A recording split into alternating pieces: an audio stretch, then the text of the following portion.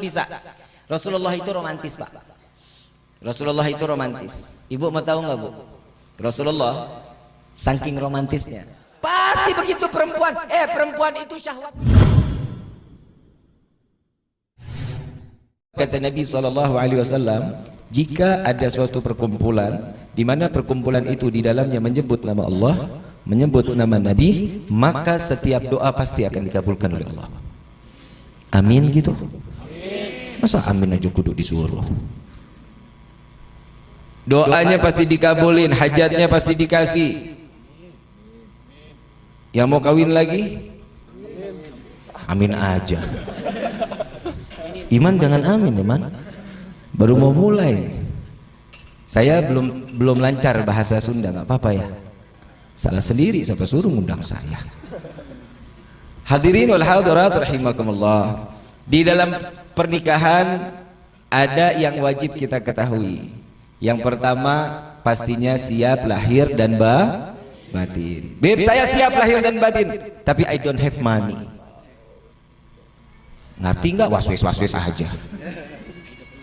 Kalau kata orang Sumatera, nang hadong hepeng. Kalau kata orang Sunda apa? Teboga. Iya itu dah. Nggak punya duit, Bib, tapi saya mau, Bib, lahir batin saya siap. Tunggu kawin masal kepala desa nggak buka-buka. Boleh itu, Pak, dijadiin program daripada satu kampung ada yang zina. Betul nggak? Saya lagi khusus, saya bilang sama Pak Bupati sama Pak Acep. Pak Acep, kayaknya setiap kecamatan atau setiap desa dibikin pernikahan massal yang kira-kira anak muda pengen tapi nggak ada kemampuan. Kenapa? Mengantisipasi jauhin balak dari kota Kuningan. Kenapa? Soalnya yang laki sama laki suka udah 30%. Di Kuningan ini, Bu.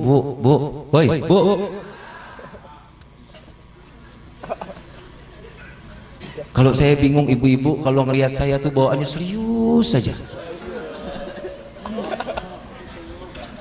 Lagi pada bingung, ini diciptain hidungnya dari apaan ini orang.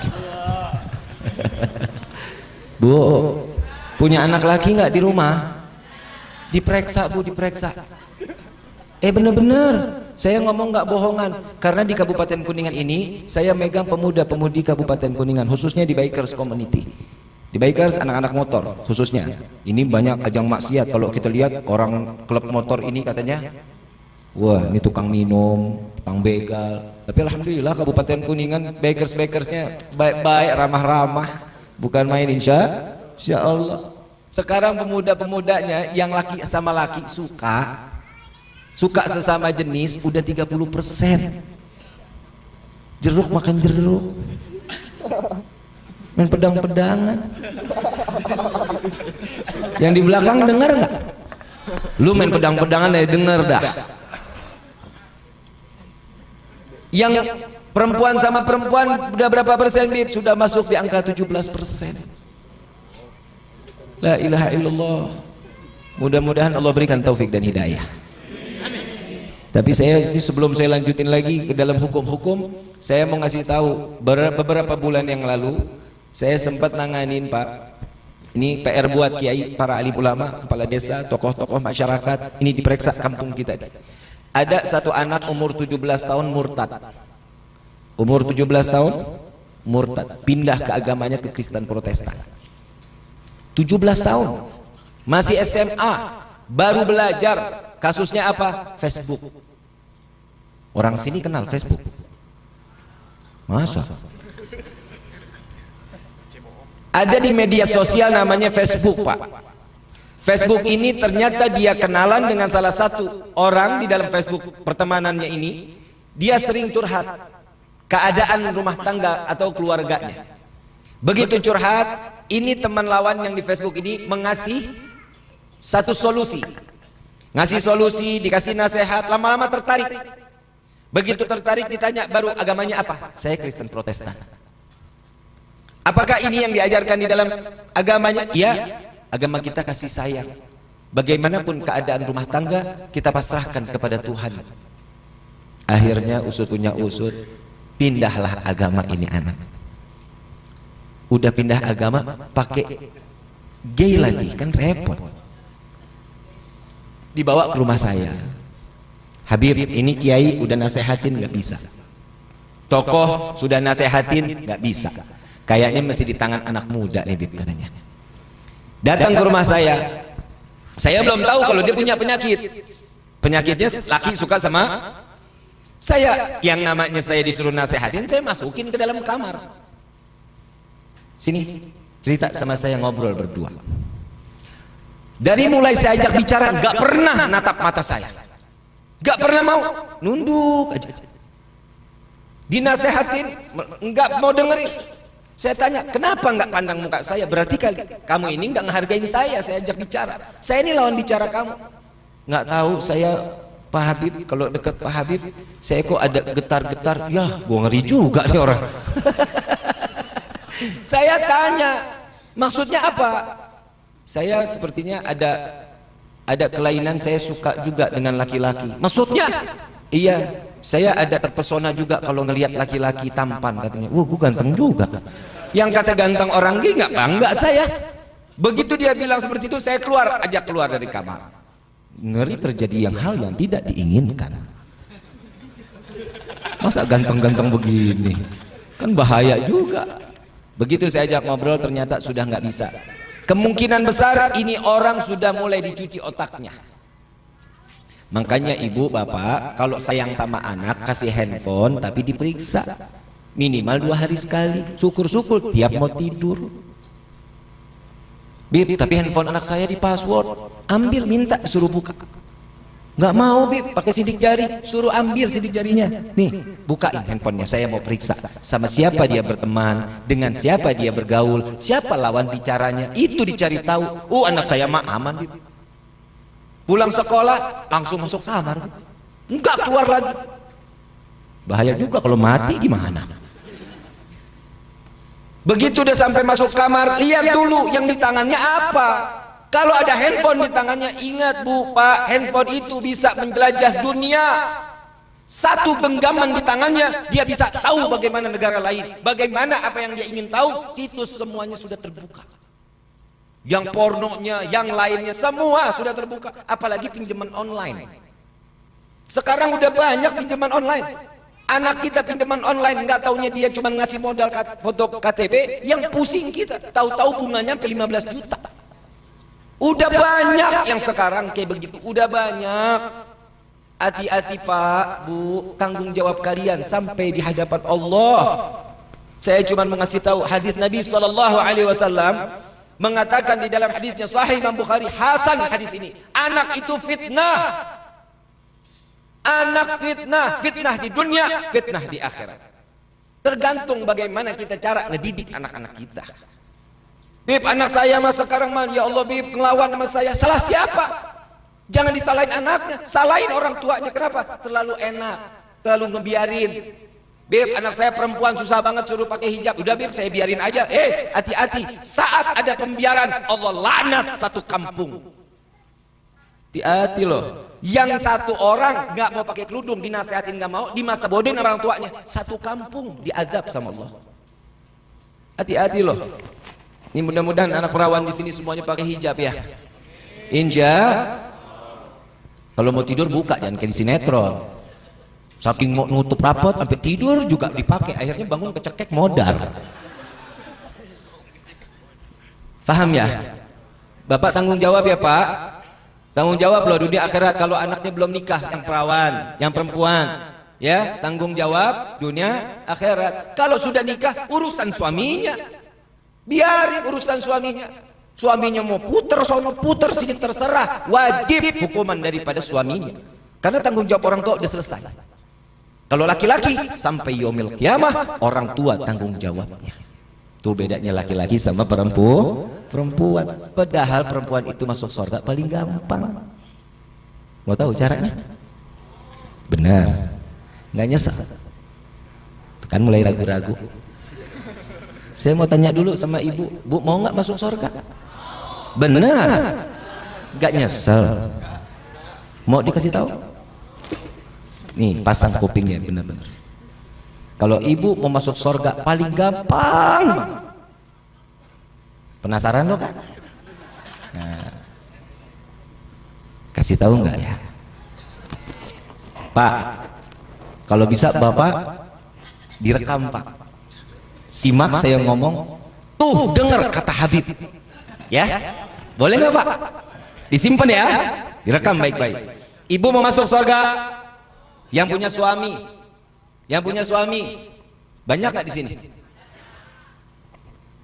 Bu, saya tanya sekali lagi, ibu mau masuk surga nggak Bu? Izinin suami kawin lagi, surga tempatnya. Lah, Nabi yang ngomong, bukan Rifki, bukan. Jangan tuntut saya ya. Ini demi Allah, demi Rasulullah. Di dalam hadis Nabi SAW, seorang istri yang membolehkan suaminya nikah lagi, surga tempatnya. Amin gitu. Tenang Pak, saya belain Pak. Saya ngelihat Bapak ini muka-muka penuh harapan. Nggak bisa ngelihat tenda, ngelihat pelaminan gawa ini gemeter aja. Saya ngelihat muka-muka Bapak ini, ya Allah kesian benar. Tenang Pak, tenang. Bu, boleh? Bodoh amat Bib, ama masuk surga ki mau kagak. Kumaha aing bae. Saya ngerti bahasa Sunda cuman begitu-gitunya aja. Bu, jangan marah ya. Jangan marah. Karena itu hadis, ini dalam syariat. Kita ngomong agama bukan nih. Ngomongin agama, kita bukan hawa nafsu. Sekarang kalau ibu masih juga nggak yakin, yuk kita bahas firman Allah Subhanahu wa taala. Nah, tenang Pak, gue kasih lobang loh. Tenang. Allah Subhanahu wa taala, saya mau tanya dulu, tapi ibu yang jawab ya. Salat 5 waktu siapa yang mewajibkan? Masa Allah nggak tahu? Salat 5 waktu yang mewajibkan siapa? Allah. Jika tidak melakukan, hukumannya dosa besar. Zakat hukumnya apa? Wajib. Yang perintahin Allah. Jika tidak melakukan zakat, dosa besar. Puasa bulan Ramadan, siapa yang mewajibkan? Yang perintahin. Kalau nggak puasa bulan Ramadan, dosa besar. Nggak ada dosa doang, nggak ada dosa besar. Kenapa? Karena itu adalah suatu prinsip di dalam Islam. Faham? Pergi haji hukumnya apa? Bagi yang mampu.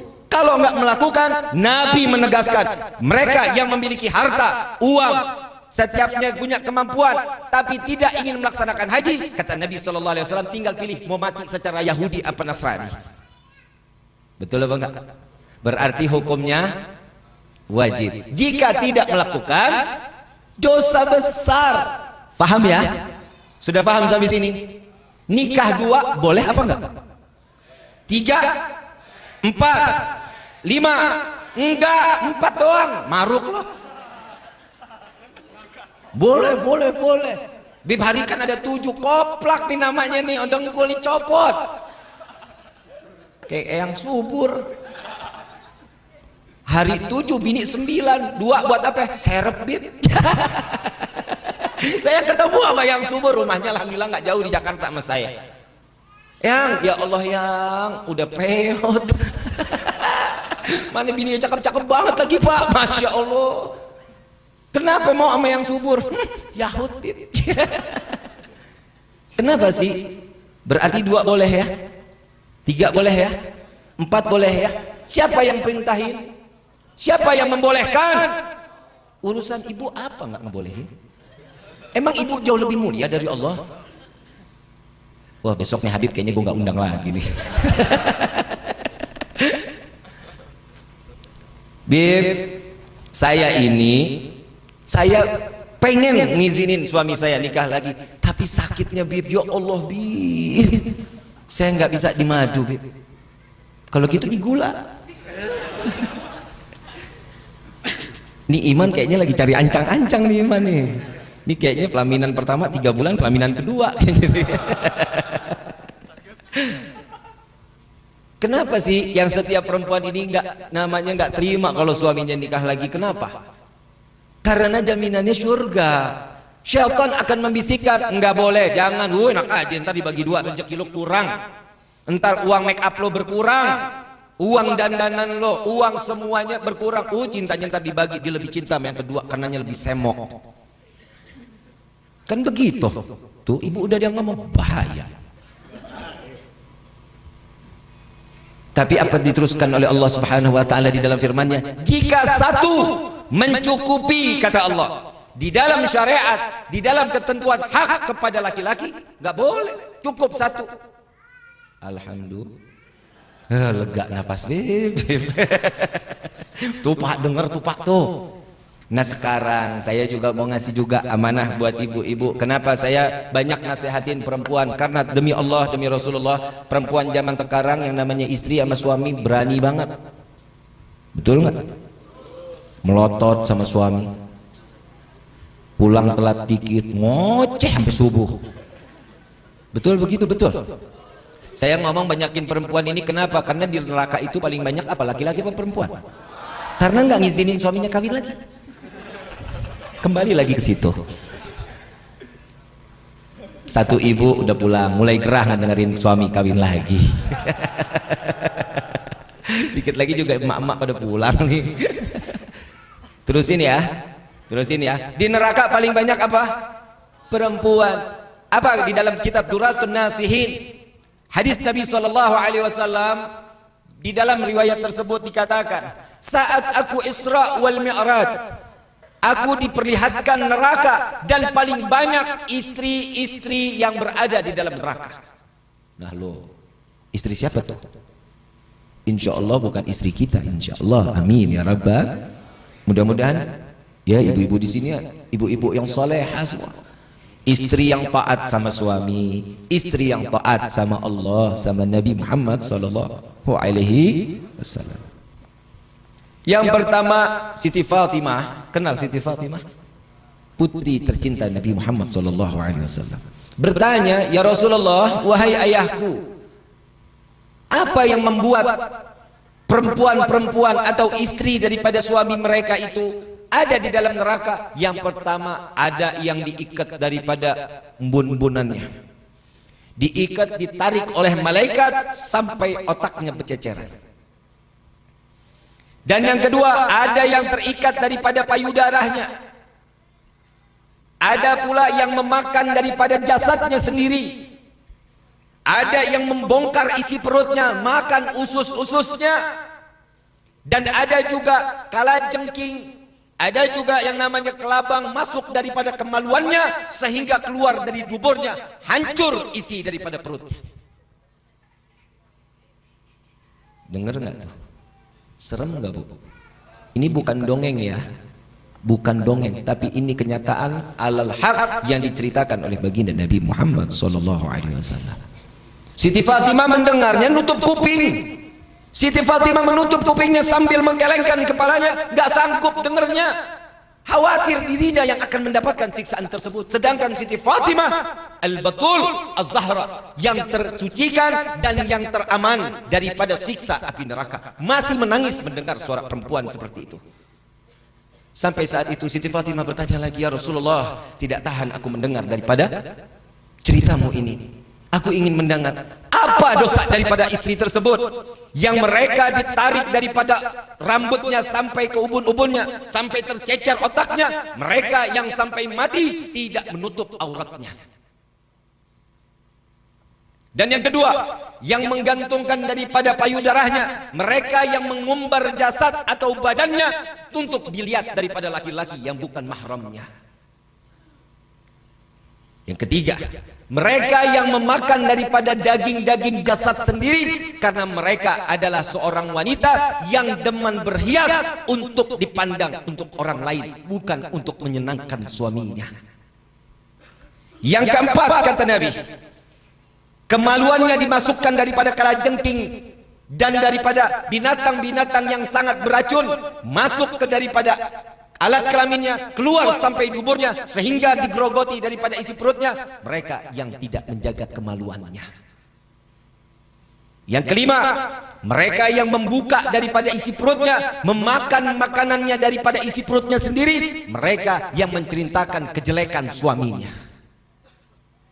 Ini kira-kira saya enggak menuduh, tidak berprasangka pun tidak. Insya Allah mudah-mudahan wanita yang berada di desa ini Allah selamatkan dari siksa tersebut.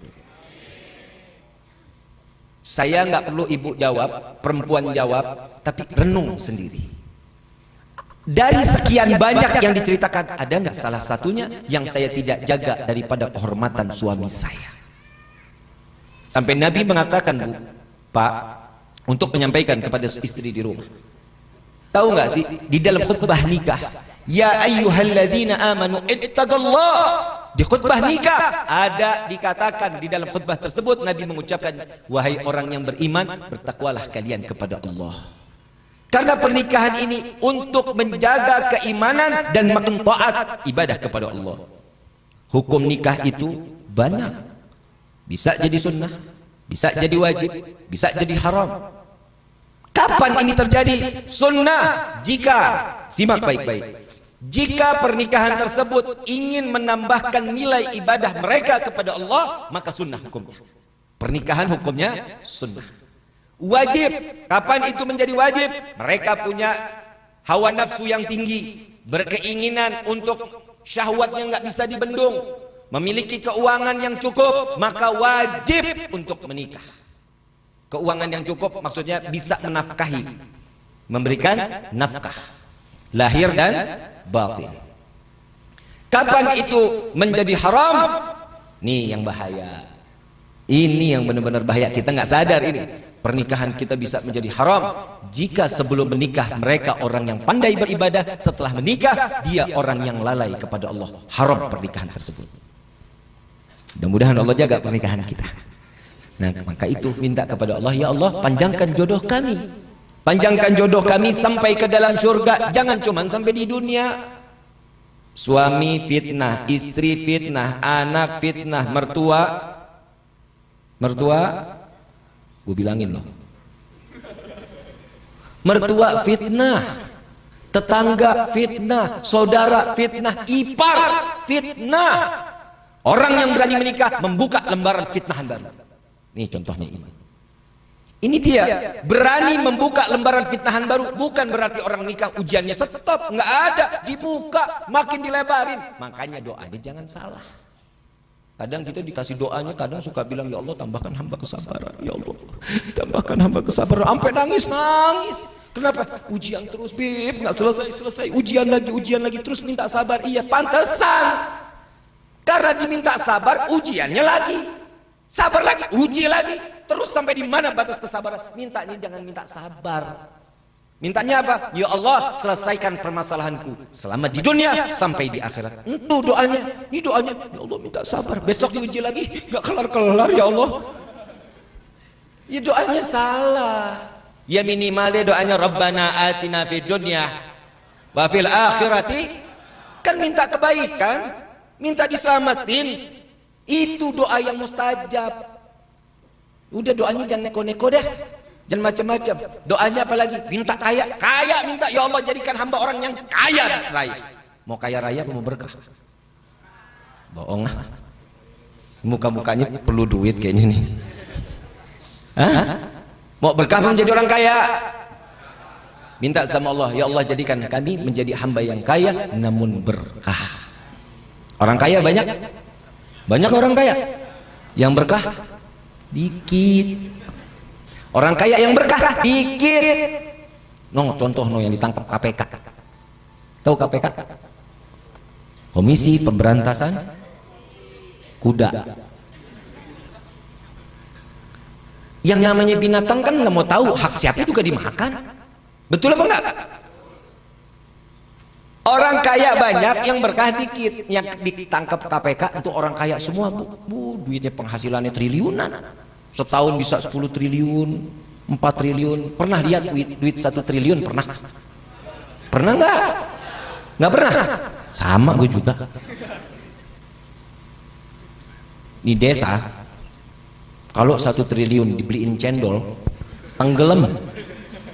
Bener loh. 1 Subhanallah. Mintanya sama Allah menjadi orang kaya yang berkah. Kalau ini sudah terjadi, maka kehidupan kita nikmat. Dapat sedikit, alhamdulillah. Yang nuntut juga perempuan kadang-kadang, Bib. Kebiasaan perempuan kalau udah ngeliat duit hijau matanya. Bukan ibu-ibu sini, bukan. Jakarta yang begitu. Saya tanya, ibu aslinya mana? Sagrahia. Yang namanya perempuan mah udah kodratnya matre. Tahu matre? Mata duitan.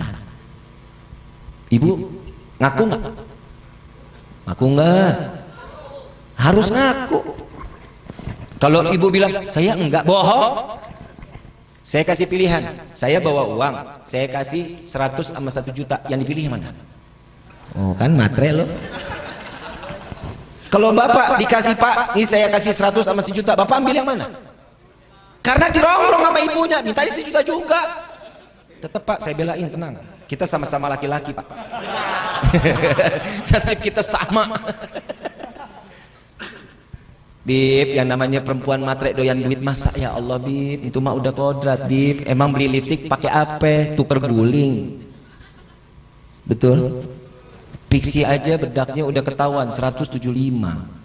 Lipstik yang namanya makeover udah 220. Krim siang, krim malam, toner, sabunnya satu paket 375. Belum lagi deodorannya, belum lagi maskaranya udah 125. Blush onnya dengan paket-paketannya, dengan koasnya semua 240. Habib tahu banget bini gua. Pegel banget, pegel. Semuanya kan pakai modal, Bib. Kalau mau istrinya cantik, iya, memang. Pokoknya kalau ada yang bilang, Bib, saya nggak berani nikah, Bib. Belanjaannya banyak. Sampai kapan? Laki juga nggak bakal kawin. Nah kenapa? Emang perempuan butuhnya begitu? Nah kalau laki-laki yang butuh make up kan lekong namanya. Kan begitu kan? Makanya kalau laki hidupnya simpel, deodoran, body spray, pakai kaos oblong, udah cuman nyisir, selesai jalan. Kalau perempuan, ya Allah, mau jalan jam 10, jam 6 udah ke salon. Nyasak sono, nyasak sini. Muka begitu sampai rumah, laki juga bingung, lu siapa? Betul Pak, betul. Kadang kalau dandan, ya Allah, kata Nabi SAW, Nabi kita ini ngasih nasihat luar biasa. Luar biasa. Apa nasihatnya? Jadilah wahai perempuan atau istri pelacur suami kalian. Dengar nggak Bu? Pura-pura nggak dengar loh. Bu, tahu nggak kata Nabi apa? Wahai wanita, wahai para istri, jadilah kalian pelacur suami kalian. Tahu pelacur? Tahu pelacur? Masa nggak tahu? Tahu nggak? Kalau duduk pakai you can see, tali satu. Kalau duduknya tuh pahanya sampai sini kelihatan, sambil kipas-kipas. Abang sini Bang. Begitu Bang ya? Begitu nggak? Dulu saya dengar kata orang. Coba lihat pelacur. Kita bahas pelacur boleh? Ini model-model begini nih. Tapi mudah-mudahan di sini mah jauh ya. Tempat-tempat begituan jauh ya. Jakarta, tetangga saya buka pintu ya, elah enak amat dah. Tinggal tomprok. Kalau kata anak saya tinggal lep. Di sini kan jauh mau kemana-mana ya. Tapi di sini paling enak kalau berdoa nggak pakai angkat tangan. Kenapa Bib? Cuman ngetok aja langit. Ya Allah, kabulin dong. Dekat banget sama langit. Saya dari tadi masuk ke sini naik, nggak turun. Saya bingung gimana ntar pulangnya bagaimana ini. Subhanallah. Tapi mudah-mudahan naiknya daripada daerah ini Allah berkahi, rezeki kita Allah naikin lagi. Amin ya rabbal alamin. Yang namanya pelacur Pak, saya nggak ngomong sama ibu, saya ngomong sama bapak. Yang dijual di tempat begituan tuh, yang dijual pelacur. Pelacur itu laki apa perempuan? Nggak ada pelacur laki, nggak ada, demi Allah nggak ada. Itu namanya orang gila. Ngapain jual laki? Pak, kita fair-fairan aja Pak. Tenang, saya nggak aduin kok. Yang namanya pelacur laki apa perempuan? Perempuan. Coba kalau datang ke tempat kayak begituan, begitu lewat, ini yang namanya pelacur manggil, sini. yang sini. Kenapa dek? Sini aku temenin, dipegang tangannya. Dimasukinlah tuh ke dalam suatu ruangan gelap banget. Cuman ada remang-remang lampunya. Ada suara musik.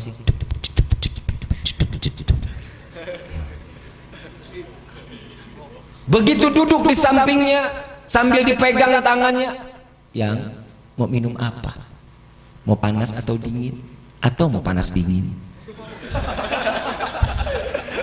Iya kan, pembeli kan bebas, pembeli kan raja, betul. Yang dingin aja, yang diambil korek, dipanggil waitersnya. Datang waiters, ya ada perlu apa? Tolong layani, bikinin yang dingin banget. Kalau bisa begitu dia minum, dia ikut beku. Begitu selesai minuman telah datang sambil dipegang. Gimana pekerjaan yang lelah hari ini? Banyak nggak pekerjaannya? Penghasilan sampai dengan lelahnya ditanya capek apa enggak? Kira-kira istri kita begitu apa enggak? No, yang belakang ngaku no.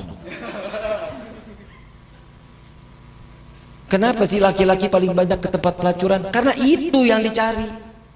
Apa? Perhatian. Makanya ibu kalau ketemu suami dandan yang wangi, jangan balsem mulu. Dikit-dikit papirik, dikit-dikit cap kampak. Paling wangi fresh care. Kesian suami lagi cium pedas mulutnya. Betul Pak, betul. Udah daster bolong dipakai mulu. Peniti atas, peniti bawah, samping peniti. Ya Allah, buang apa buang? Suami datang capek, pengen peluk kesah, begitu peluk tangan ketuncep. Senang kagak, sayang hilang, tetanus. Lah iyalah peniti karatan.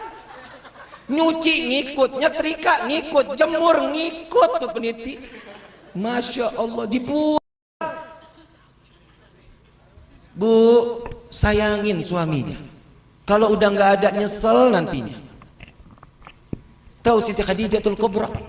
Siti Khadijatul Kubra adalah istri Nabi Muhammad SAW yang luar biasa. Tanpa ada suatu hal apapun, dengan menerima Nabi ikhlas lillah wa fillah, dengan harta, dengan jasad, dengan pikiran, dengan semua yang ada dari ujung rambut sampai ujung kakinya, semua diberikan untuk Nabi Muhammad SAW.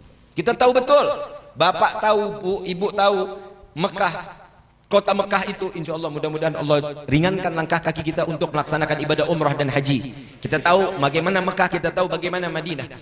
70% wilayah Mekah itu tanahnya punya Siti Khadijatul Kubra. Saudagar yang paling kaya, istrinya Nabi dinikahin umur 45. Masya Allah. Dinikahin apa kata Nabi? Persyaratan orang menikah. Man, lu dengerin gue nih man. Persyaratan orang nikah yang pertama, lihat si perempuannya cantik apa jelek. Bukan jelek, kurang cantik. Itu yang pertama. Yang kedua, setelah itu kaya apa enggak? Kaya atau tidak? Kenapa si Beb yang dipilih kaya atau tidak? Yang pertama, kayanya seorang perempuan itu bisa membawa keberkahan untuk suaminya. Bukan dihabisin sama laki, bukan. Kayanya seorang istri bisa membawa keberkahan kepada suami. Suami pun akan tumbuh, ingin mencari rezeki lagi, nyari rezeki lagi. Untuk apa? Untuk membahagiakan istri. Yang ketiga, lihat latar belakang keluarganya. Latar belakang keluarganya bagaimana? Itu dicari tahu. Ya, ahli ibadah atau enggak? Kalau enggak ibadah, jangan dia. Kenapa? Bakal nyusahin nih nantinya nih. Paham ya? Yang kelima apa kata Nabi? Yang kelima kata Nabi, lihat jalannya. Perempuan disuruh lihat apa? Jalannya. Kalau megar, ngangkang jangan. Ini Nabi yang ngajarin, bukan saya, bukan. Saya mah dari kitab, saya cuma nyampein. Mau terima mau enggak, ya itu kata Nabi. Lihat jalannya, rapet, rapi, nggak pernah menggoda. Ada kan perempuan sekarang kalau jalan ngegoda banget kayak lonceng. Betul. Makanya perempuan itu dikatakan oleh Nabi, Siti Fatimah mengajarkan pula, pakai bajunya tuh jangan sampai kelihatan bentuk tubuh. Jangan sampai kelihatan bentuk tubuh. Makanya ibu dandan di depan suami. Dandan, suami pergi nih. Di sini rata-rata apa? Ke sawah atau ke sawah? Kalau ke sawah jam berapa? Jam 7 pagi. Jam 7 pagi ibu udah rapi tuh. Astagfirullahalazim. Lu pada jujur-jujur amat sih lo. Jam 7 rapi bu, udah dandan, bikinin kopi. Emang gak ada yang begitu pak? La haula wala quwata illa billah. Ini tanda-tanda kiamat. Habib kayaknya perempuan salah mulu. Bukan salah mulu, saya lagi ngelurusin biar benar. Jadi istri itu jangan banyak nuntut, maunya diikutin, maunya didengerin, tapi urusan suami nggak mau tahu. Ini yang bahaya. Bib, saya mah udah pusing ngurusin anak, sampai suruh lu bikin. Yang namanya anak tugasnya ibu, ya wajar ngelayanin suami, ngelayanin anak, belum nyuci, belum ngepel, belum nyapu, itu tugasnya. Kenapa? Ibu itu dibayar, waktu nikah dibayar. Gue gahar banget, gue terbalikin juga nih. Lo bener, perempuan itu kan dibayar. Mahar apa? Ibu dibeli bu, ibu tuh nikah dibeli, itu namanya mahar. Paham? Nah setelah itu terserah laki, ibu mau diapain? Mau dipelintir, mau digulung-gulung, terserah. Itu hak suami. Ubin kalau kayak gitulah nikah nggak enak. Saya jujur sama ibu yang udah nikah, enak apa enggak? Hah, itu lo jujur kan? Bu, tugas yang namanya wanita layanin suami. Ibu bangun pagi, bikinin kopi, sambil baca sholawat, Allahumma salli ala Sayyidina Muhammad wa ala ali Sayyidina Muhammad. Apalagi campur goyangan, cakep banget. Lah iya, tangannya kan goyang, aduh. Terus diam liatin, goyang. Kan nggak begitu, digoyang tangannya. Setelah bikin kopi, duduk nemenin. Ini habis bikin kopi, terusin aja dulu kemana. Dia ambil selimut, dia tidur lagi. Siti Khadijatul Kubra, saat dimana beliau 3 bulan tidak bangun dari tempat tidurnya. Sakit yang luar biasa, 3 bulan tidak bangun dari tempat tidurnya. Tatkala satu saat Siti Fatimah dipanggil, ya Fatimah, datang kepadaku. Ada apa wahai ibu? Hias dandani wajahku, kata Siti Khadijatul Kubra. Ada apa ibu? Ibu engkau dalam keadaan sakit. Cepat hias dandani wajahku. Ada apa? Sebentar lagi ayahmu akan kembali. Didandanin wajahnya, dihias wajahnya, nggak bisa bangun, nggak bisa bergerak 3 bulan. Begitu saat diketuk pintunya, assalamualaikum ya ahlul bait, yang bangkit adalah Siti Khadijatul Kubra. Sakitnya dihilangin. Begitu dia buka pintunya, diambil waalaikumsalam ya Rasulullah, dicium tangannya sambil digandeng, diajak duduk di samping Siti Khadijah. Ya Rasulullah, dari mana engkau? Aku sedang berperang wahai Khadijah. Aku meninggalkan medan perang karena peperangan akan dimulai 3 hari yang akan datang. Aku datang kemari untuk bagaimana melihat keadaanmu. Rasulullah nggak tahu Siti Khadijah sakit. Aku baik ya Rasulullah. Ya Rasulullah, izinkan aku untuk membikinkan engkau teh. Apa katanya? Ya Khadijah, sebentar, aku nggak lama, aku harus keluar lagi. Biar walaupun cuma 2 atau 3 tegukan ya Rasulullah. Baik.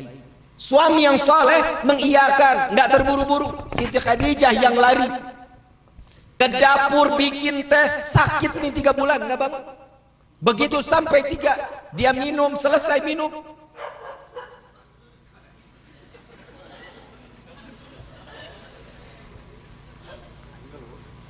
Kita kan nggak ngomongin dia ya.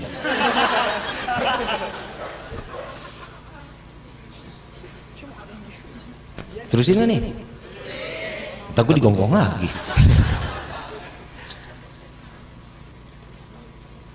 Setelah saat dimana setelah membuat minuman dikasih ke Rasulullah, diminum oleh Rasulullah, selesai itu Rasulullah bangkit pergi, ya Khadijah, aku harus pergi kembali untuk ke medan perang. Silahkan ya Rasulullah, fi amanillah, semoga engkau selalu mendapatkan perlindungan dari Allah.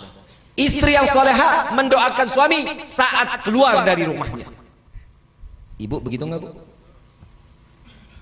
Menang baik. Doain ya bu ya. Suami keluar dari rumah, ibu berdoa. Begitu Rasulullah baru 10 kaki, jalan kaki 10 kaki dari rumah Siti Khadijah, dipanggil oleh Siti Fatimah berlari, "Ya Rasulullah, kembali ke dalam rumah. Ada apa wahai putriku?" Ibu telah meninggal dunia. Seorang istri telah meninggal dunia setelah melakukan suatu kewajiban seorang istri kepada suaminya. Kira-kira tempatnya di mana? Tempatnya di mana? Surga tanpa dihisab. Ibu mau masuk surga tanpa dihisab, mau? Gak perlu sholat sunnah, gak perlu puasa sunnah, qabliyah, ba'diyah, gak usah. Sholat apa yang namanya sholat duha, sholat tahajud, sholat taubat, gak usah. Wajibnya aja jalanin 5 waktu wajib, puasa bulan Ramadan, baca Al-Quran, zakat yang benar. Itu aja yang diwajibin. Yang sunnahnya gak usah. Cuman satu kuncinya, taat. Apa kata suami? Iya. Surga tempatnya. Jangan banyak, Bu. Nih, satu lagi saya mau ngasih tahu, Bu, Pak, kalau di depan anak boleh panggil istri Ibu. Boleh. Kenapa? Karena mendidik anak untuk manggil seorang Ibu. Kalau di depan, di belakang anak, panggilannya romantis. Ya, jangan, nggak boleh loh. Ini panggilan orang tua, ini panggilan anak kepada orang tua. Jangan dipakai kepada pasangan suami istri, nggak boleh. Minimal panggilan nama. Minimal panggilan nama. Yang romantis, yang honey, bebek, my love, kemerek spray. Panggilannya, no, darling, dadar guling.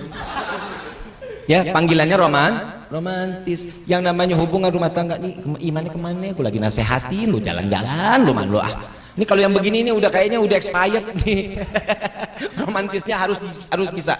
Rasulullah itu romantis, Pak. Rasulullah itu romantis. Ibu mau tahu nggak, Bu? Rasulullah saking romantisnya pernah satu ketika minta air sama Siti Aisyah. Saya mau tanya dulu, kenal nggak Siti Aisyah? Siti Aisyah itu istri Nabi yang paling cantik. Laler nemplok kepleset. Cantik luar biasa. Sampai dipanggil ya Humairah, yang pipinya kemerah-merahan. Ini Bib, saya mau manggil ya Humairah kepada istri saya, tapi hitam. Jangan dikata hitam, gak boleh ngatain hitam. Romantisnya gimana? Yang kamu ini sebenarnya bukannya hitam, kamu ini putih yang tertunda. Ya kan nyenengin loh, nyenengin. Ya nyenengin, dikasih gitu, yang bisa aja. Itu pasti begitu tuh. Pasti begitu perempuan. Perempuan itu syahwatnya di telinga. Laki-laki syahwatnya di mana? Nih, di mata. Coba lihat laki-laki, ada perempuan demplon dikit lewat. Subhanallah, subhanallah. Begitu lagi, astagfirullahaladzim. Selesai, astagfirullahaladzim. Dosa. Gak boleh begitu. Syahwatnya laki-laki itu di mata, perempuan di mana? Telinga. Makanya nggak pernah bisa dengar diskon. Bener? Oh, di Jogja lagi diskon. Wah, ke Jogja. Ada barang murah gak bisa kredit 5 kali. Wah, cepet diambilnya. Siti Aisyah waktu romantisnya sama Nabi panggilannya, ya Aisyah, aku minta air tapi di gelas. Diambil. Begitu selesai dikasih ke Rasulullah. Apa kata Rasulullah? Engkau minum lebih dulu. Ini akhlak ya, ini akhlak seorang istri. Ini harus jadi pelajaran di rumah kita. Yang namanya istri nggak boleh melakukan makan, minum di depan suami lebih dulu, nggak boleh. Nggak boleh. Ya, ini kayaknya mesti dibahas nih. Ini model-model di sini sambil ngangkat kaki, sambil ngajak, Pak makan nih Pak, yuk. Oh, bahaya juga nih yang begini nih. Begitu di sini Pak, begitu. Jangan ya, nggak boleh. Yang namanya istri, tuh lihat Siti Aisyah. Tidak ya Rasulullah, engkau dulu minum. Tidak, engkau dulu wahai Aisyah. Diminum oleh Siti Aisyah, 1 teguk. Sudah ya Rasulullah. Lagi, sampai kali. Lagi, sampai 3 kali. Selesai, sudah ya Rasulullah. Begitu selesai diputar-putar gelasnya Nabi. Siti Aisyah kaget, bingung. Ini kenapa gelas diputar-putar? Apa Nabi jijik? Minum bekas dirinya. Ya Rasulullah, biar aku ganti gelasnya. Tidak apa-apa ya Aisyah. Kenapa engkau seakan-akan engkau jijik ya Rasulullah? Bukan, aku ingin mencari, aku sedang mencari di mana engkau meletakkan bibirmu. Aku ingin meminum dari tempat yang sama, kata Nabi SAW. Romantis nggak begitu? Romantis, Bapak besok begitu Pak. Ibu begitu juga, bapak lagi ngopi, diambil kopinya, pasti diguyur. Mau ngapain lo? Bu, ini yang namanya perempuan batasannya banyak. Benar, demi Allah banyak. Ibu harus tahu. Ini mudah-mudahan ngaji, makanya ngaji sama ulama-ulama ya. Ulama-ulama kita di kampung, di tempat kita ngaji. Pak, hukumnya istri ini seperti ini bagaimana? Hukumnya seperti ini bagaimana? Tanya kepada mereka. Kalau kita bahas sekarang nggak cukup, nggak bakal cukup. Mau dibahas sampai jam 4 loh. Nggak apa-apa. Masih kuat emang? Masih mau dengerin? Nggak ngantuk? Nggak lapar? Masih mau? Gak jam 4 loh, ngoceh dulu kan ya. Yang namanya perempuan itu batasannya banyak. Kalau lagi mau pipis nih, pipis tahu pipis? Kali nggak tahu juga. Perempuan mau pipis ninggalin suami kan di atas tidur, tempat tidur ditinggalkan. Masih digotong-gotong Bib. Mesti izin sama suami. Nggak boleh nyelonong masuk kamar mandi sendiri, nggak boleh, izin. Ya Habib, urusannya bisa perang dunia keempat dong.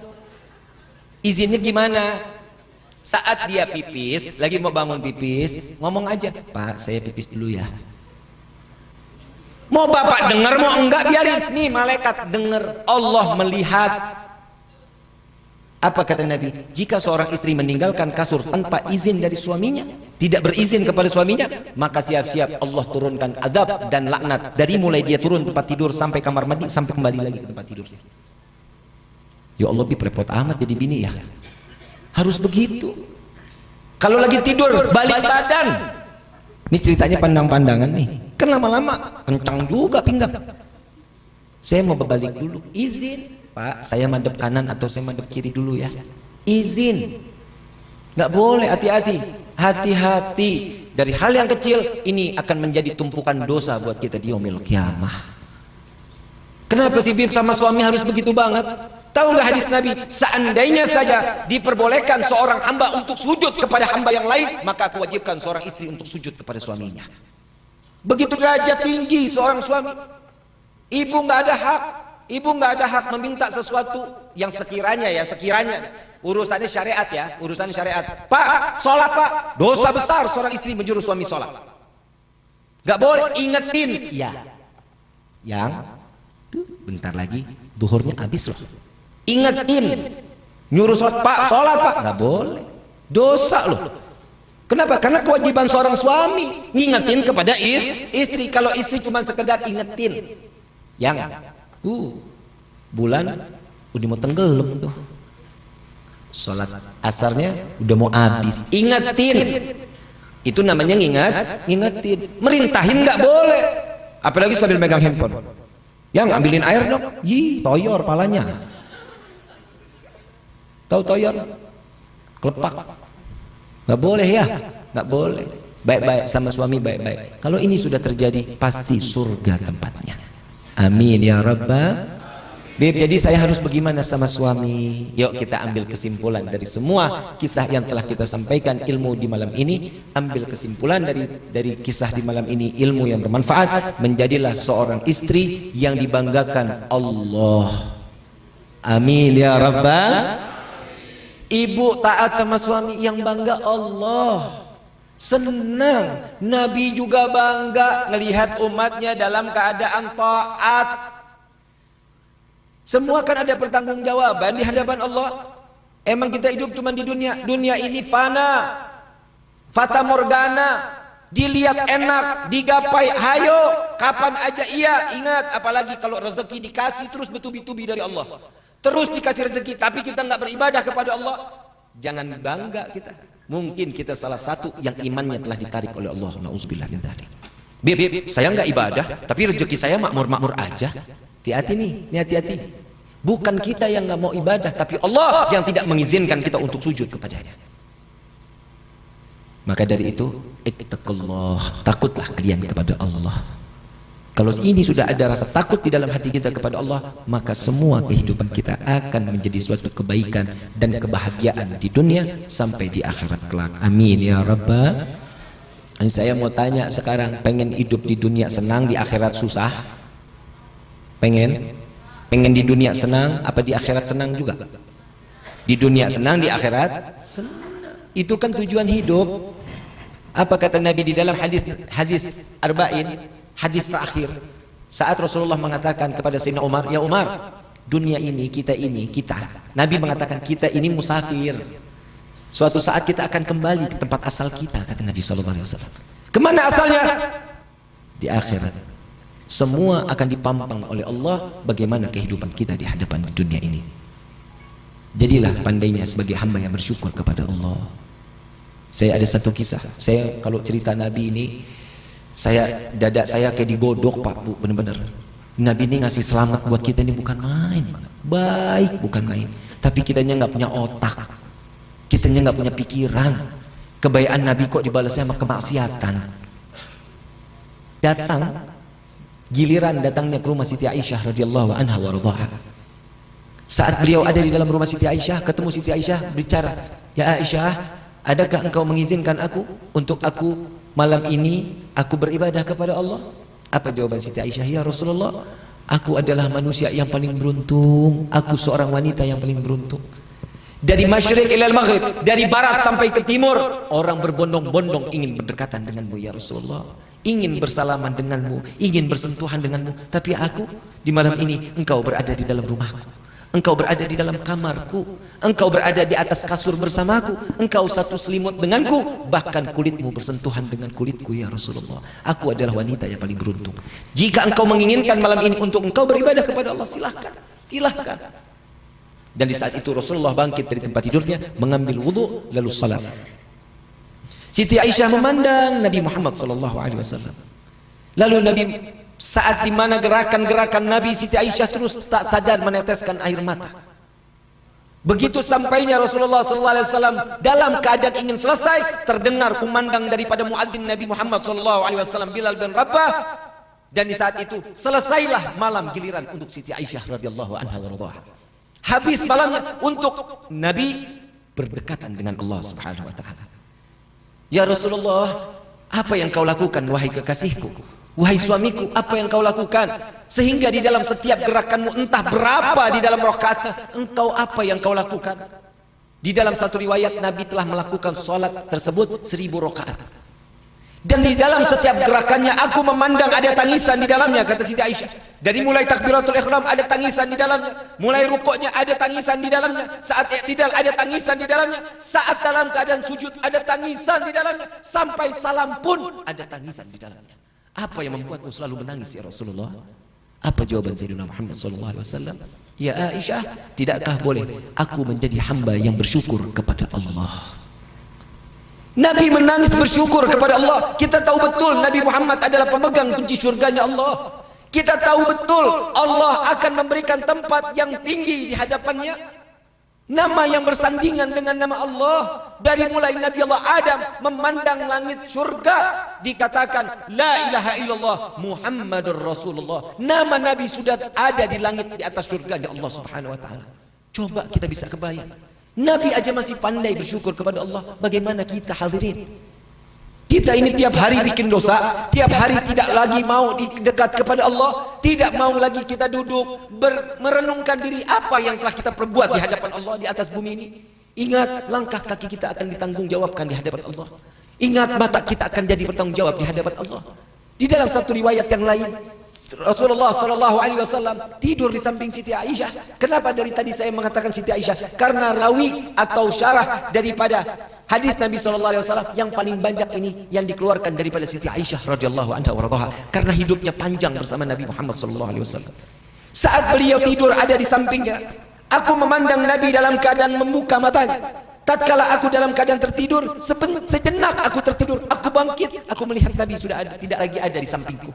Aku cari di mana Rasulullah SAW, ternyata Nabi SAW ada di dalam Masjid Nabawi. Sedang apa Rasulullah? Saat itu dicari, ditunggu, dilihat. Berapa kali, entah berapa kali, sampai ditanya, "Ya Rasulullah, apa yang kau lakukan? Kapan engkau istirahat ya Rasulullah? Kapan engkau tertidur?" Apa jawaban Sayyidina Muhammad SAW?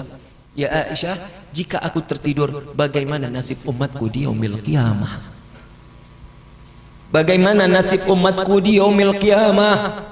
Jika aku tertidur, Rasulullah 23 jam membuka matanya selalu berdekatan dengan Allah. 1 jam dibagi-bagi untuk dia berbicara, untuk dia ngobrol, untuk dia mengajar, untuk dia mandi, untuk dia ambil wudu. 1 jam dibagi untuk kehidupan Nabi SAW. 23 diberikan kepada Allah Subhanahu Wa Taala. Sampai ditanyakan, apa yang kau lakukan sampai kakimu dalam keadaan bengkak?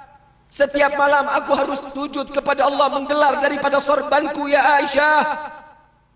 Untuk apa ya Rasulullah? Tidak lepas 1 malam 1000 rakaat aku salat taubat kepada Allah.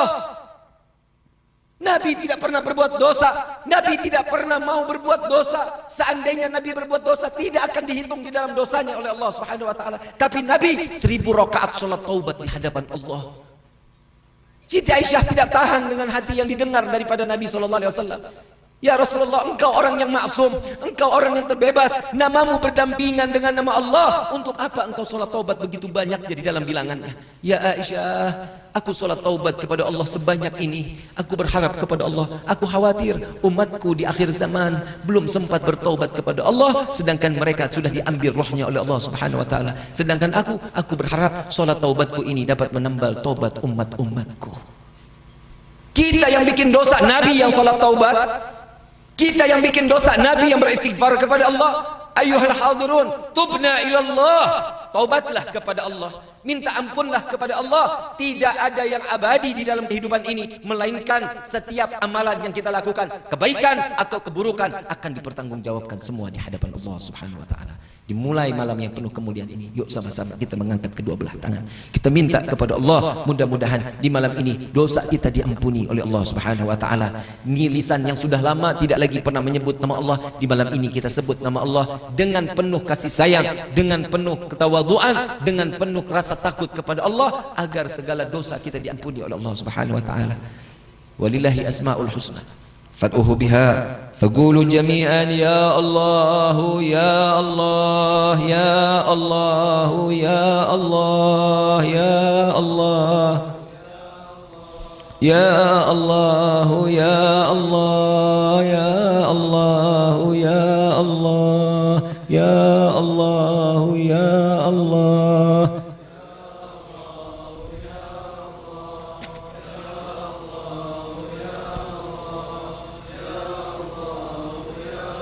Ya Allah ya Tuhan kami, dengarkanlah panggilan kami para pendosa ini ya Allah. Dengarkanlah panggilan kami para ahli maksiat ini ya Allah. Wahai Rabbi, malu kami menyebut namamu ya Allah. Tapi sungguh ya Rabb, kami membawa pikulan dosa ke dalam tempat yang penuh mulia ini. Ampuni dosa kami ya Allah. Saat kami meminta kepadamu, kami berharap kepadamu, sedangkan kami jauh daripada ibadah kepadamu ya Allah. Kami sadar kami banyak berbuat dosa. Kami sadar kami banyak lupa kepadamu ya Allah. Kami sadar kami banyak lalai kepadamu ya Allah. Meski kami lupa kepadamu, Kau tak pernah lupa memberikan rezeki kepada kami setiap hari. Meski kami banyak lalai kepadamu, Kau tak pernah lalai memberikan kami kesenangan dan kebahagiaan setiap hari ya Allah. Wahai Rabbi, ampuni kami ya Allah. Maafkan kami ya Allah. Berapa banyak yang di malam ini bermaksiat kepadamu ya Rabb. Engkau kabulkan dengan kemaksiatan mereka yang mereka lakukan, dengan minum-minuman khamar yang mereka lakukan, dengan judi yang mereka lakukan, dengan zina yang mereka lakukan. Engkau kabulkan ya Allah dengan kemaksiatan mereka. Bagaimana kami yang di malam ini menengadahkan tangan kepadamu, memohon ampunanmu, bertaubat kepadamu, bukankah kami yang lebih berhak Engkau kabulkan ya Allah? Ya Allah, Engkau yang membawa kami ke tempat yang mulia ini, Engkau yang menarik kami ke dalam tempat yang penuh keberkahan ini, Ya Allah. Maka ampuni kami, Ya Allah.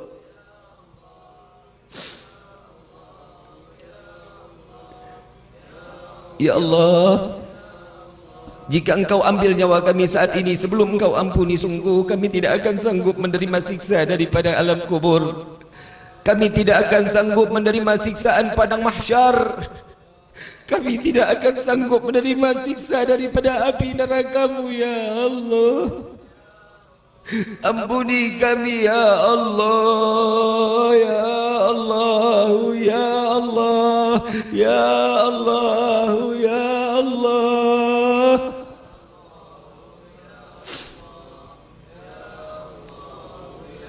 Wahai Rabbi,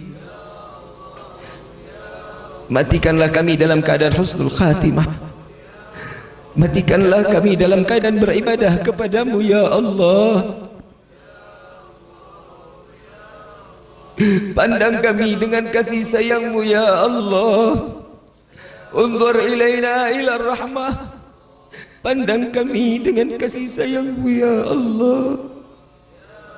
Ya Rabbi, panjangkan umur kedua orang tua kami, sehatkan badan kedua orang tua kami, berkahi kehidupan kedua orang tua kami, bahagiakan kedua orang tua kami, angkat derajat kedua orang tua kami, Ya Allah. Izinkan kami membahagiakan kedua orang tua kami dengan membawa mereka melaksanakan haji dan umrah dan berziarah ke makam Sayyidina Muhammad. Ya Allah, ini adalah cita-cita terbesar kami, Ya Rabb. Maka kabulkan doa kami ini, Ya Allah. Ampuni dosa-dosa kedua orang tua kami. Jangan Kau tumpahkan dosa yang telah kami perbuat daripada di dunia ini, Kau berikan kepada kedua orang tua kami, Ya Rabb. Angkat penyakit kedua orang tua kami, berikan kesehatan kepada kedua orang tua kami, Ya Allah. Kami sadar kami banyak berbuat durhaka, maafkan kami, Ya Rabb. Ampuni kami, Ya Allah. Tidak jarang lisan ini mencaci memaki ibunda dan ayahanda kami. Ya Allah, kami tidak pernah menganggap jerih payah ayahanda kami dari pagi sampai malam mencari rezeki untuk menafkahi kami, Ya Allah. Sedangkan kami selalu menganggap mereka dalam keadaan acuh. Bahkan kami tidak jarang menganggap ayahanda kami adalah musuh terbesar kami, Ya Rabb. Ampuni kami, Ya Allah. Begitu pula ibunda kami dengan lemah lembut menjaga kami saat di dalam kandungan. Apa yang mereka makan daripada ibunda kami adalah darah daging untuk kami. Menjaga, memberikan sentuhan kasih sayangnya kepada kami sampai kami kelahir di dunia ini. Seandainya ibunda kami harus memilih dengan pengorbanannya antara hidup dan mati saat melahirkan kami, dirinya yang mati atau kami yang harus mati, maka ibunda kami pasti akan mengatakan, Ya Allah, ambil nyawaku, jangan Kau ambil nyawa anakku. Tidak jarang lisan ini mencaci, memaki, menghardik kedua orang tua kami, Ya Rabb. Ampuni kami, Ya Allah. Ampuni kami, Ya Allah.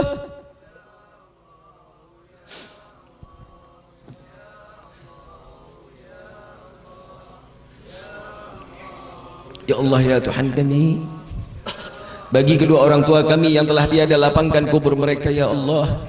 Jadikan kubur mereka raudhah min riyadhil jannah, dan jadikanlah kubur mereka taman-taman syurga-Mu, Ya Allah. Ya Allah, Ya Tuhan kami, kumpulkanlah kami bersama keluarga kami di dalam syurga-Mu dan juga kedua orang tua kami. Jangan Kau jadikan kami adalah fitnah di dunia ini, fitnah di akhirat. Jangan Kau jadikan kami sebagai anak yang dapat melemparkan kedua orang tua kami ke dalam neraka-Mu, Ya Rabb. Izinkan tangan kami ini untuk menggenggam tangan kedua orang tua kami saat melintasi sirat, sehingga kami dapat masukkan mereka ke dalam syurga-Mu, Ya Allah. Ya Rabbi,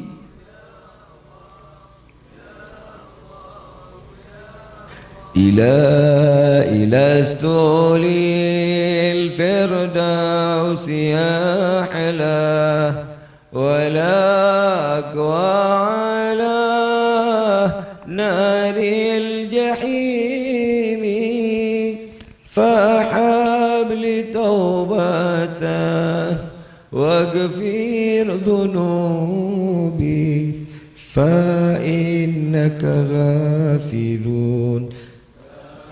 بن عظيم إلى wahai Rabbi, sadar diri ini tidak pantas masuk ke dalam surgamu ya Rabb, karena kami bukan orang yang pandai di dalam beribadah, kami bukan orang yang pantas masuk ke dalam surgamu ya Rabb. Banyak dosa yang telah kami lakukan di atas bumi ini ya Rabb, tapi sungguh ya Rabb, kami takut masuk ke dalam neraka-Mu ya Rabb. Maka dari itu ya Allah, ampuni dosa kami, terima taubat kami jika Engkau tidak mengabulkan. Jika Engkau tidak mengabulkan taubat kami, Engkau terima, maka sungguh kami adalah manusia yang paling rugi ya Rabb. Masukkan kami ke dalam syurga-Mu ya Allah, bukan karena nikmat semata kami ingin masuk ke dalam syurga-Mu, melainkan karena ada manusia yang namanya berdampingan dengan nama-Mu ya Allah. Masukkan kami ke dalam syurga-Mu bersama Sayyidina Muhammad. Izinkan tangan yang penuh dengan dosa ini untuk menggenggam tangan Sayyidina Muhammad. Izinkan mata yang penuh dosa ini untuk memandang wajah Sayyidina Muhammad. Ya Allah, jangan Kau butakan mata ini untuk memandang keindahan wajah Sayyidina Muhammad.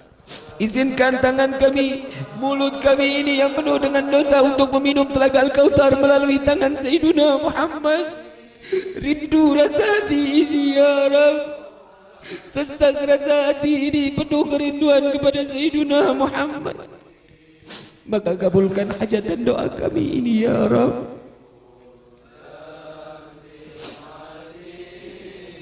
الفاتحة بالقبول وتم كل سلوك إلى حضرة الرسول بسر الفاتحة.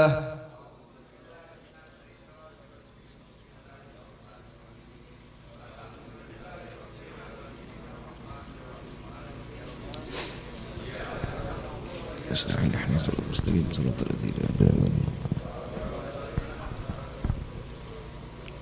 Amin amin ya rabbal alamin. Hadirin wal hadirat rahimakumullah, kita minta pula kepada Allah, mudah-mudahan Allah jauhkan negeri kita dari orang-orang yang zalim. Allah jauhkan, Allah jaga negeri kita dari orang-orang yang zalim. Mudah-mudahan mereka yang berniatan untuk menzalimi negeri ini Allah hancurkan dengan seporak-porandanya. Mereka Allah bercerai-beraikan mereka ya Allah. Ya Allah, jangan Kau dekatkan mereka kepada negeri kami ini ya Allah. Ya Allah, kami minta kepadamu pula ya Rabb, jaga para alim ulama kami ya Allah. Selamatkan para alim ulama kami ya Allah. Jauhkan segala fitnah daripada alim ulama kami ya Allah. Wabil khusus Al-Habib Muhammad Rizik bin Husain Shihab, mudah-mudahan Allah jauhkan beliau dari segala bentuk fitnah lahir wa batin, dan segera Allah pulangkan beliau ke negeri tercinta kami Indonesia ini ya Allah. Amin ya rabbal alamin. Hadirin wal hadirat rahimakumullah, saya ingin mengijazahkan salawat asyghil. Salawat asyghil ini insyaallah mudah-mudahan bagi keinginan sesiapapun yang ingin menzalimi kita, Allah jauhkan dari segala bentuk kezaliman yang datangnya kepada diri kita. Allahumma salli ala Sayyidina Muhammad wa ashghilin zalimin. Allahumma salli ala Sayyidina Muhammad wa ashghilin zalimin. وأخرجنا من بين السالمين وعلى آله وصحبه أجمعين. اللهم صل على سيدنا محمد وأشغل الظالمين من ظالمين من بين السالمين وعلى آله وصحبه. baca semua sama-sama. Allahumma salli ala سيدنا محمد أشغل الظالمين بالظالمين. Allahumma salli ala سيدنا محمد وأشغل الظالمين بالظالمين وأخرجنا من بين السالمين وعلى آله وصحبه أجمعين. اللهم صل على سيدنا محمد وأشغلين ظالمين من ظالمين. اللهم صل على سيدنا محمد وأشغلين ظالمين من ظالمين وأخرجنا من بين السالمين وعلى آله وصحبه أجمعين. صلى الله ربنا على نور المبين أحمد المصطفى سيد المرسلين. semua صلى الله ربنا على نور المبين أحمد المصطفى سيد المرسلين وعلى آله وصحبه أجمعين. وعلى آله وصحبه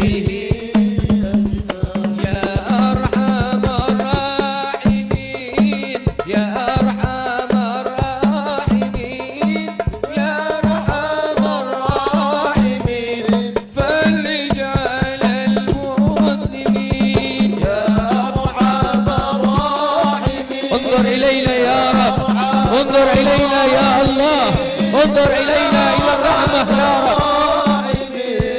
فرج على المسلمين.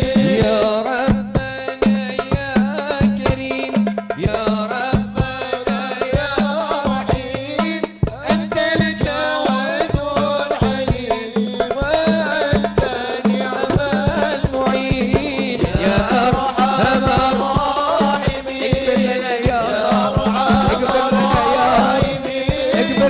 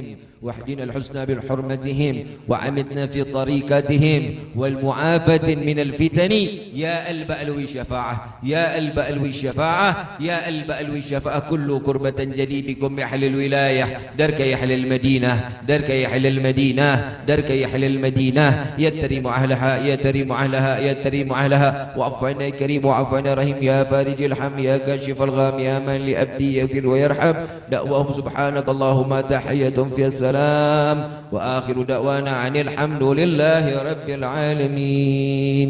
Hadirin wal hadirat rahimakumullah, jika ada bahasa yang tidak baik keluar dari lisan Al-Faqir, semua datangnya daripada kebodohan Al-Faqir. Jika ada ilmu yang bermanfaat, semua datangnya dari Allah Subhanahu wa taala. Wabillahi taufiq wal hidayah wal afu minkum. Assalamualaikum warahmatullahi wabarakatuh.